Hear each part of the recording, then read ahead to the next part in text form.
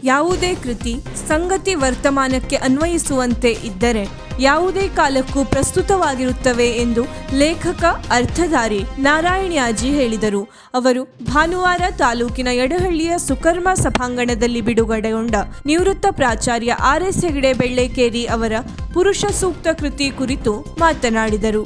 ವರ್ತಮಾನಕ್ಕೆ ಇಲ್ಲವಾದರೆ ಅದನ್ನು ಪದೇ ಪದೇ ಮಗುಚಿ ಹಾಕಬೇಕು, ಇಲ್ಲವಾದರೆ ಅವು ಪಾಚಿ ಕಟ್ಟುತ್ತವೆ ಎಂದು ವಿವರಿಸಿದರು.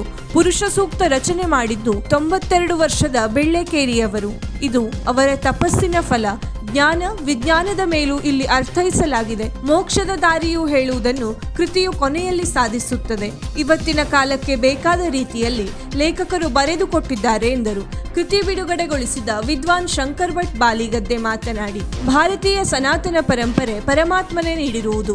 ಹೊಸ ಅರ್ಥದಲ್ಲಿ ಪ್ರಕಾಶಿಸುವ ಸಾಮರ್ಥ್ಯ ವೇದ ಮಂತ್ರಗಳಿಗೆ ಇದೆ ಎಂದರು. ಹಿರಿಯ ವಿದ್ವಾಂಸ ಉಮಾಕಾಂತ್ ಭಟ್ಕೆರೆ ಕೈ ಮಾತನಾಡಿ, ಯಡಹಳ್ಳಿಯನ್ನು ಸರಸ್ವತಿಯ ಕ್ಷೇತ್ರವಾಗಿಸಿದವರು RS ಹೆಗಡೆಯವರು. ಅವರ ಸಹೋದರ ಆಗ್ರಾ ಘರಾನೆ ಸಂಗೀತಕ್ಕಾಗಿ ಮುಂಬೈಗೆ ತೆರಳಿದರೆ ಮುಂಬೈಗೆ ತೆರಳಿದ್ದ RS ಹೆಗಡೆಯವರು ಊರಿನಲ್ಲಿ ಶೈಕ್ಷಣಿಕ ನಾಯಕತ್ವ ಕೊಟ್ಟವರು. 30,000 ಮಕ್ಕಳಿಗೆ ಪಾಠ ಮಾಡಿದವರು. ವೈದಿಕ ಮಾದರಿಯ ಹಾಗೂ ವೈಜ್ಞಾನಿಕ ಪಾಠಕ್ರಮ ಯಡಹಳ್ಳಿಯಲ್ಲಿ ನಡೆದಿತ್ತು. ಅದು ಪುರುಷ ಸೂಕ್ತದ ತನಕ ಬಂದಿದೆ ಎಂದು ವಿವರಿಸಿದರು. ಅತಿಥಿಗಳಾಗಿ ಹಿರಿಯ ಪತ್ರಕರ್ತ ಅಶೋಕ್ ಹಾಸ್ಯಗಾರ್, ಚಿತ್ರಕಾರ ಸತೀಶ್ ಯಲ್ಲಾಪುರ ಉಪಸ್ಥಿತರಿದ್ದರು. ರಘುಪತಿ ಯಾಜಿ ಪ್ರಕಾಶನದ ಕುರಿತು ಮಾತನಾಡಿದರು. ಲೇಖಕ ನಿವೃತ್ತ ಪ್ರಾಚಾರ್ಯ RS ಹೆಗಡೆ ಬೆಳ್ಳೇಕೇರಿ ಅಧ್ಯಕ್ಷತೆ ವಹಿಸಿದ್ದು ಪುರುಷ ಸೂಕ್ತದ ಮಂತ್ರಘೋಷ ನಡೆಸಲಾಯಿತು.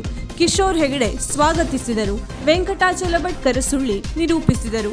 RT ಭಟ್ ವಂದಿಸಿದರು.